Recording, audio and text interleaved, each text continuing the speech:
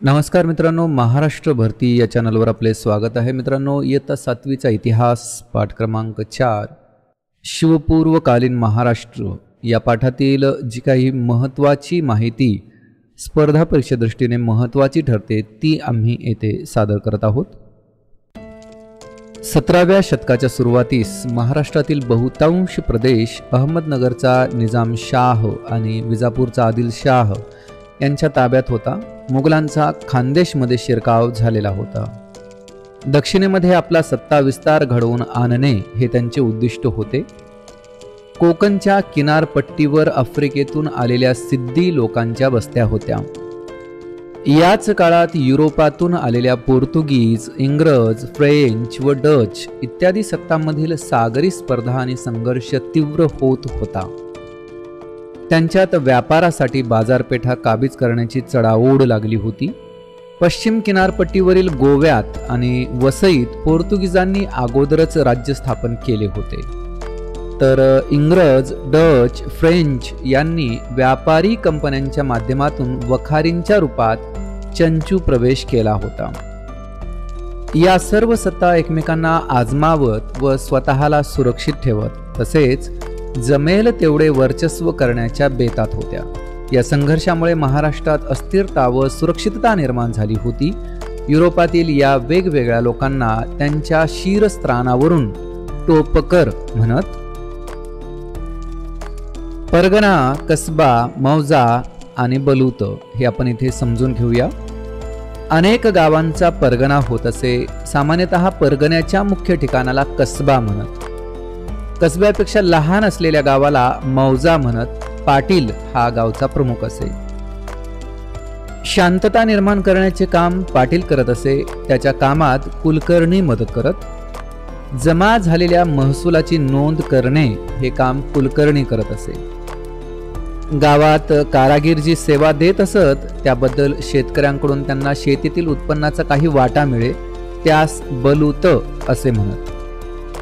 कसबा हे एक मोठे खेडे गावच असे. सामान्यतः ते परगण्याचे मुख्य ठिकाण असे.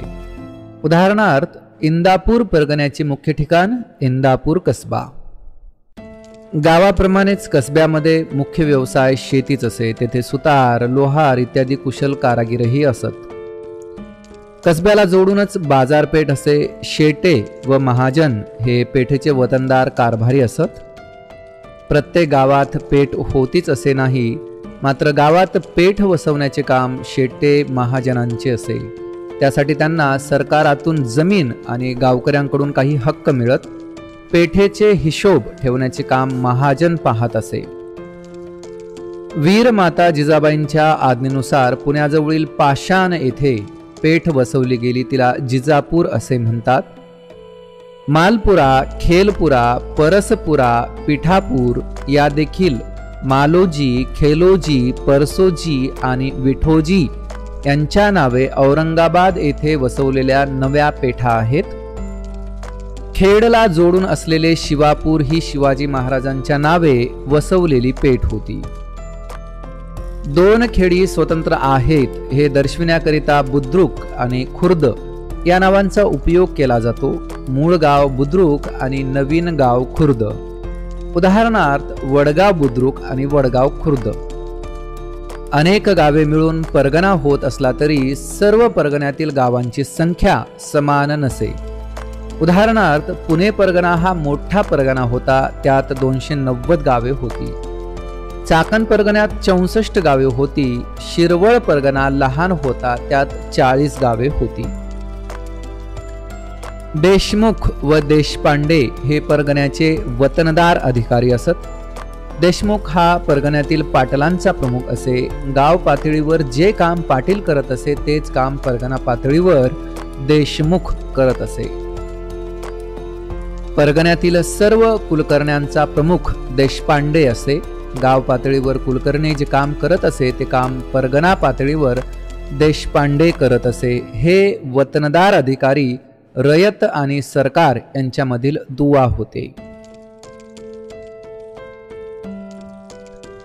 परगण्यातील गावांवरती कधी परचक्र आले किंवा दुष्काळासारखी परिस्थिती निर्माण झाली तर रयतेचे म्हणणे सरकारकडे मांडण्याचे काम वतनदार करत. वतन हा अरेबिक शब्द असून महाराष्ट्रात तो वंश परंपरेने आणि कायमस्वरूपी उपभोगाची सारामुक्त जमीन अशा अर्थी वापरला जातो. महाराष्ट्रामध्ये एक मोठा दुष्काळ इसवी सन 1630 मध्ये पडला होता. या दुष्काळाने लोक हवालदिल झाले. संत चळवळीचे पंढरपूर हे केंद्र होते. विठ्ठल हे त्यांचे दैवत होते. संत ज्ञानेश्वर हे वारकरी संप्रदायातील एक विख्यात संत होत. त्यांनी भगवद्गीता या संस्कृत ग्रंथाचा अर्थ मराठीत स्पष्ट करणारा भावार्थ दीपिका अर्थात ज्ञानेश्वरी हा ग्रंथ रचला. तसेच त्यांनी अमृतानुभव या ग्रंथाची रचना केली. ज्ञानेश्वरीतील पसायदान उदात्त संस्कार करणारे आहे. ज्ञानेश्वरांचे बंधू संत निवृत्तीनाथ व संत सोपानदेव आणि भगिनी मुक्ताबाई यांच्याही काव्यरचना प्रसिद्ध आहेत. संत एकनाथ हे महाराष्ट्राच्या भक्ती चळवळीतील एक महान संत होत. अभंग, गवळणी, भारुडे इत्यादी साहित्य त्यांनी लिहिले. भावार्थ रामायणात रामकथेच्या निमित्ताने लोकजीवनाचे चित्र रेखाटले आहे.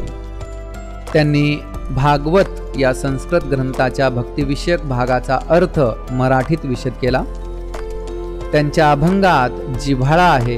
परमार्थ प्राप्तीसाठी प्रपंच सोडण्याची आवश्यकता नाही हे त्यांनी स्वतःच्या आचरणाने दाखवून दिले. ते खऱ्या अर्थाने लोकशिक्षक होते. कोण? संत एकनाथ. आपली मराठी भाषा कोणत्याही भाषेपेक्षा कमी नाही असे ते मानत. संस्कृत वाणी देवे केली तरी प्राकृत काय चोरापासूनही झाली असे त्यांनी संस्कृत पंडितांना ठणकावून विचारले. त्यांनी इतर धर्माचा तिरस्कार करणाऱ्यांवर कडक टीका सुद्धा केली आहे. संत तुकाराम हे पुण्याजवळील देहूगावचे. त्यांची अभंग रचना प्रसन्न आणि प्रासादिक आहे. त्यांच्या अभंगांना श्रेष्ठ कवित्वाची उंची लाभली आहे. संत तुकारामांची गाथा ही मराठी भाषेचा अमोल ठेवा आहे. जे का रंजले गांजले त्यांसी म्हणे जो आपुले तोची साधू ओळखावा देव तेथेची जाणावा हा त्यांचा प्रसिद्ध अभंग आहे. आपल्या या दृष्टिकोनामुळेच त्यांनी आपल्याकडे असलेली लोकांना दिलेल्या कर्जाची कागदपत्रे इंद्रायणी नदीच्या डोहात बुडवली आणि कित्येक कुटुंबांना कर्जमुक्त केले. त्यांनी समाजातील दांभिकतेवर व अंधश्रद्धांवर अत्यंत कडक शब्दांत टीका केली. भक्तीला नीतीची जोड देण्यावर त्यांचा भर होता. जोडोनिया धन उत्तम व्यवहारे उदास विचारे वेच करी असे त्यांच्या शिकवणुकीचा सार सांगता येईल. समाजातील काही कर्मठ लोकांनी ते करत असलेल्या लोकजागृतीला विरोध केला. त्यांना मुळात अभंग रचण्याचा अधिकारच नाही असा दावा करून त्यांच्या वह्या इंद्रायणी नदीच्या डोहात बुडवल्या. त्यांनी या सर्व विरोधाला धीरोदात्तपणे तोंड दिले. संत तुकारामांचे शिष्य आणि सहकारी विविध जाती जमातींचे होते. नावजी माळी, गव्हर्नर शेट वाणी, संताजी जगनाडे, शिवबा कासार, बहिणाबाई मिऊरकर, महाजी पंत कुलकर्णी ही त्यांतील काही नावे. गंगाराम पंत मवाळ आणि संताजी जगनाडे यांनी संत तुकारामांचे अभंग लिहून ठेवले. ही त्यांची महत्वाची कामगिरी होय. कांदा मुळा भाजी अवघी विठाई माझी असे संत सावता महाराज म्हणाले. त्यांची ही ओळ परीक्षे दृष्टीने महत्वाची ठरते.